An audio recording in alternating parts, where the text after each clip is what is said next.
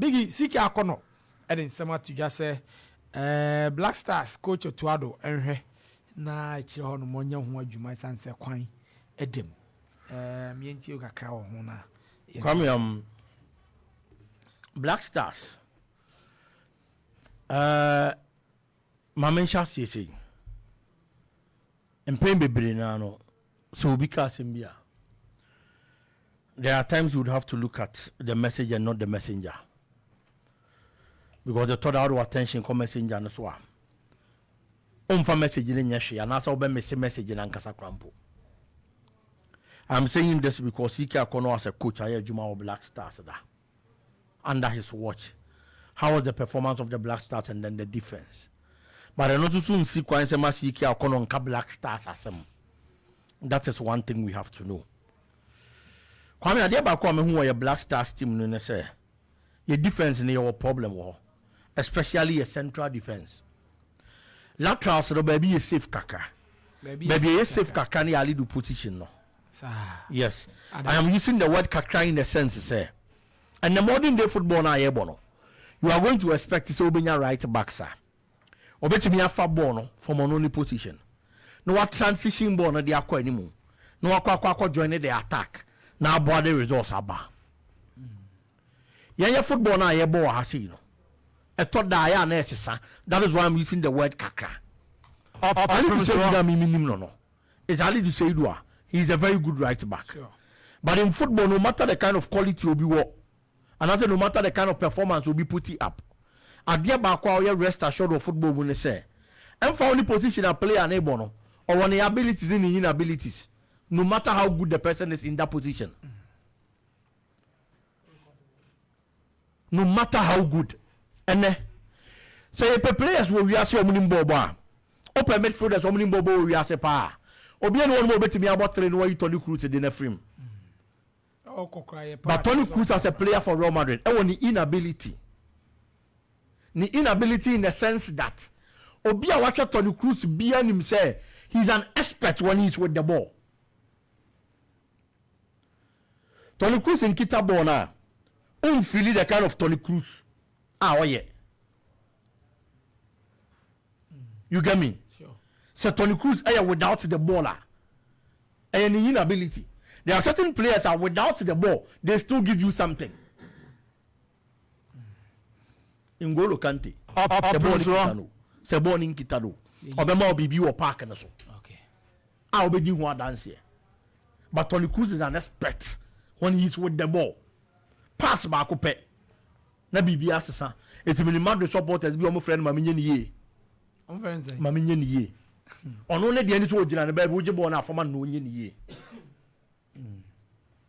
It's born no matter the kind of quality obikita, the person has an inability. I want the position on more on the day. A bono. I need to say the position as a right back. Defensively, Obama was solid performance. And playing baby. I need to say the position and a difficult to be an attacker. Or make me exploit this position. No, am I who's a player where they only do an hour on home in cry. So a sharp player be our team to train a power with and then the player some say I need to say do one and tendency. Defensively or you're solid. Sure. But modern day football. Right back be football no they are supporting the defense. And so they are supporting the attack no. I need to say do instead that more only baby. One Tariq Lamptey one amount no. Tariq remember that offensive options. Oh, okay. Tariq's also weakness. How to defend solidly. To be on defense. Yes, but say Tariq Bobo as a modern day right back. Modern day. Yes, that's the word. Modern. Yes, okay. Modern day right back. So football no positions, systems, and be a dynamic and static. It's a miracle and you na near mess. And that's all left back. Now, ball at the time analysis around the mobile French national team now. Team be one man, yes, sure, and anybody. Because I start on a come. Sure. Because systems and informations, you know, a dynamic into SSA. And miracle anymore. Okay. So, it's Yaka players, you know, some. Ali do say do Tariq Lamptey. But these two players, Obia or the other bar on the field. It is over here. Time our Black Stars score away. Mali. And now your person is defended. But you are born the counter break. Why they didn't ball the right flank? It was Tariq Lamptey. Yeah. Because he plays as a modern day right back and over speed in so. The other laps are your defense. Gideon Mensah. He hasn't been solid, say, expected. No. Meaning, Baba Abdurrahman in the one untia the app. Baba, there's also mobile. On Castle Mobile. Yes, Oko break for now. Baba Bankan, baby, as a Black Stars, and you will be. The national team, no more Baram Kubrick, no Masaba. I have football. Football has to deal with the brain. It is psychologically when you sound, I want to mean Siakai. It is on your sound, Yami Adam near qualified over sound. Now say who will be on to me, Bobby, that you qualify or you sound or you okay, boy. Saliswana. Minka Saliswasem. Say you on Qua. On Unquana, see, and yes, you on Qua. So Kevin Prince, what in Mobile Salomon more match be our had. You qualify World Cup near quarter Salomon Moko boy. It's in the news. Baba Abdurrahman Bobby. It got to a point that the performance didn't go ye and the no crab back. Ghanaians criticize him hugely. And now man is so breaking. I know few say, and yeah. Say now, the Nayana and Shadam Conca, my mentor and chain caca.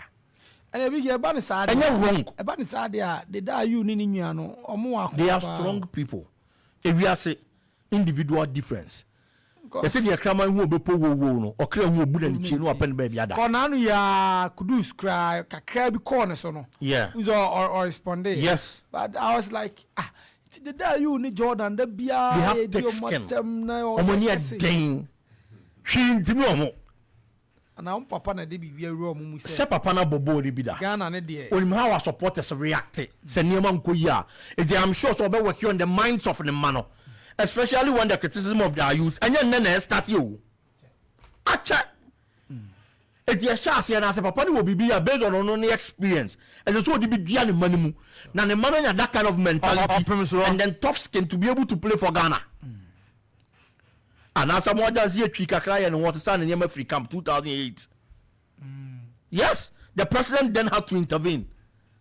The African Cup of Nations also stand in Yemen Free Camp. Yes.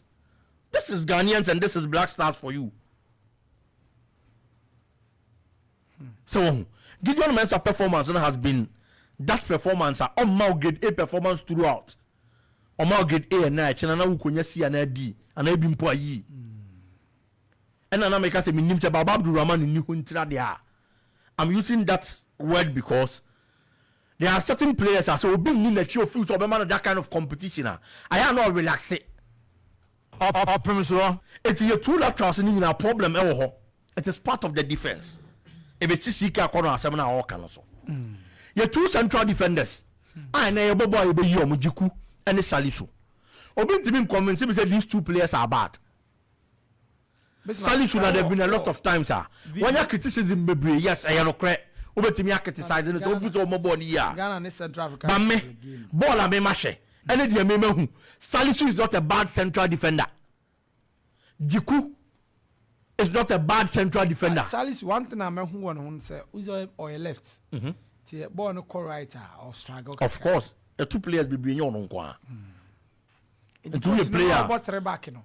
How they or Masalis new call left home more. Yes. On about the left centre back. Now Jiku Jerem Finfin. Now you do about the right centre back.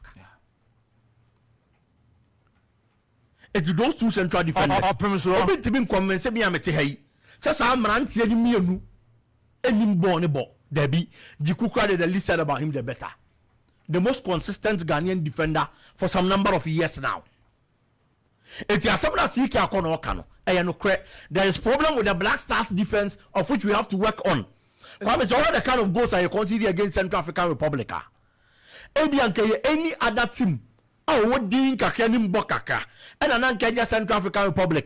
Ebianka Yentimi and Mamma Titia me winning. Biggie, a Gideon coaches Ninya young guys no more banning with his Abdul movement.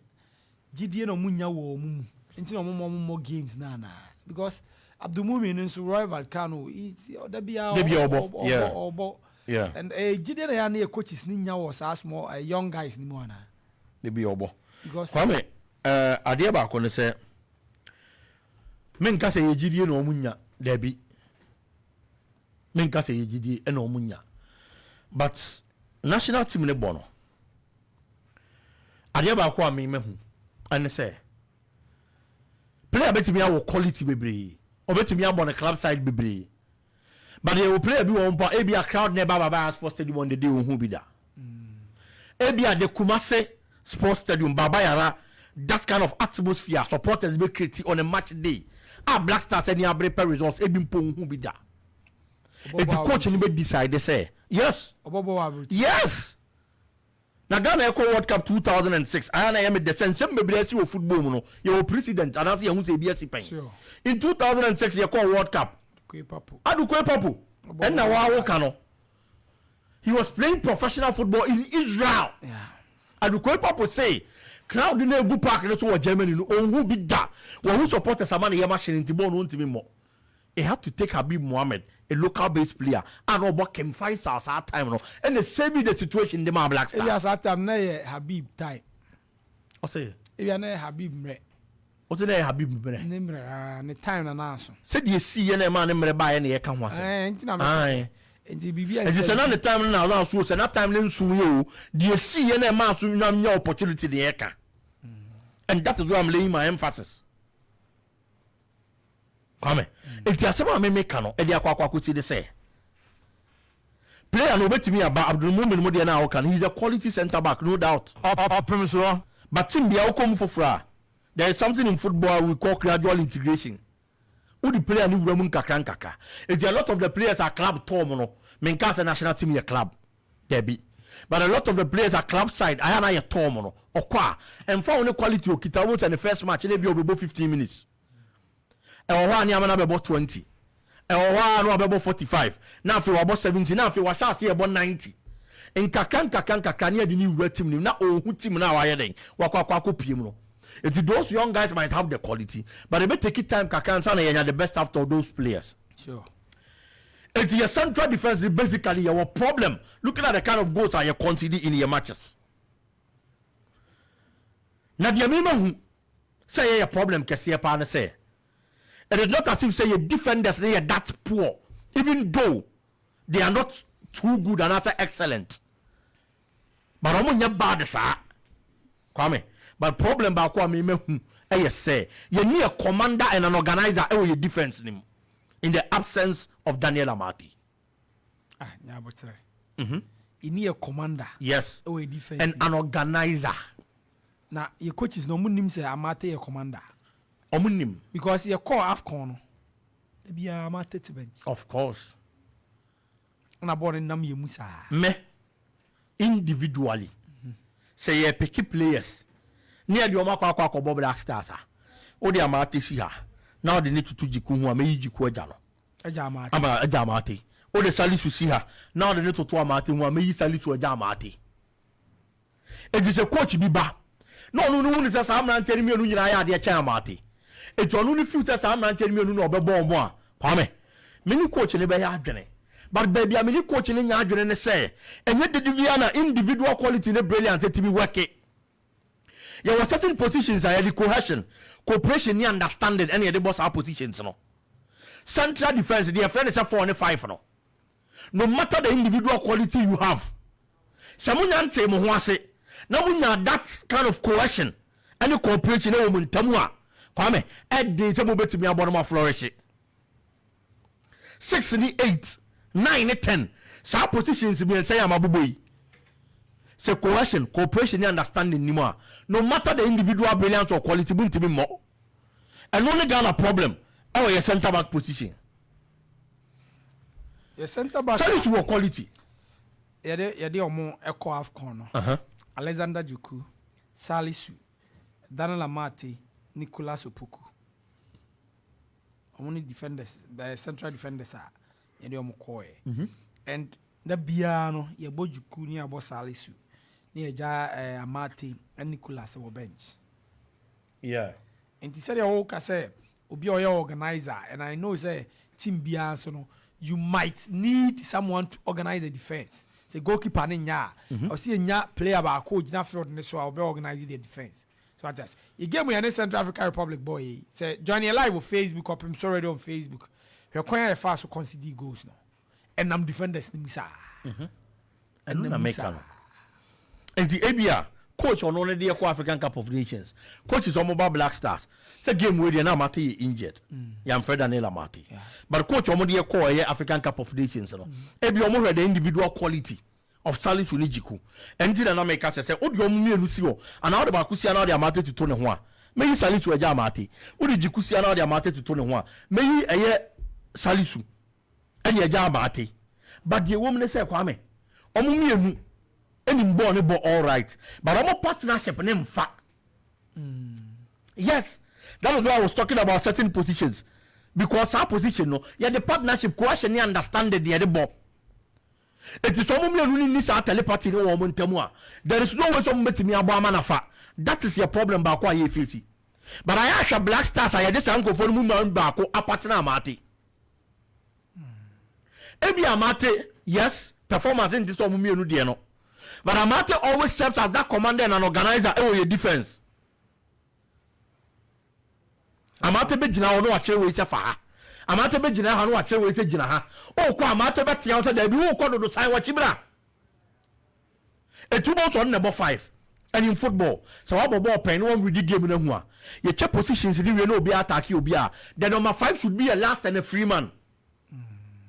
It's the last and a free man no. Wo na wo jina defenders ni nyina achi. Because the last person that should be tackled, number 4 be tackle number 9. It's only we are number 5 no. We are free a ujina actually. It's one who di obi ehu. Okay. It's one that say we direct players no, defenders no, our pack and so. So why nya sa de ni bia? Obebre. From what you are saying here, your game against Central African Republic Kumasiano, ni ni sa de ni bi. Ni bi. There was no organizer at the back. There was no commander at the back. 2 central defenders they be no more flat. 2 central defenders no. They be no more flat.